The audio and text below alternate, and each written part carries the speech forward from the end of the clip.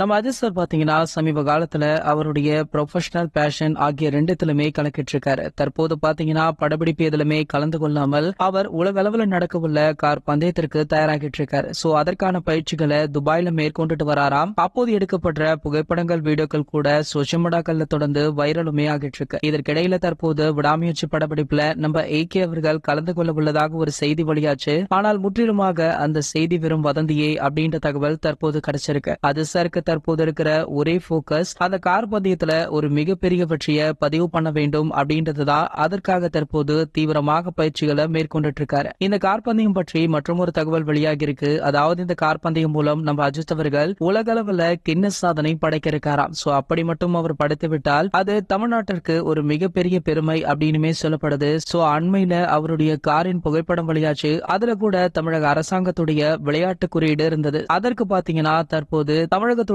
துணை முதலமைச்சரான நம்ம உதயநிதி அவர்கள் கூட அஜித் அவர்களுக்கு வாழ்த்துக்களை தெரிவிச்சிருந்தாரு. சோ இந்த கின்னஸ் சாதனை மட்டும் அஜித் சார் படைச்சிட்டாரு அப்படின்னா கண்டிப்பாக வேற லெவல் மாஸ் தான் போங்க. இது போன்று நம்ம அஜித் சார் பத்தி வெளியாகிற அனைத்து செய்திகளுமே நீங்கள் உடனே தெரிஞ்சுக்க நம்மளுடைய அஜித் டாக்கீஸ் அப்படின்ற நம்ம சேனலை சப்ஸ்கிரைப் பண்ணிக்கோங்க.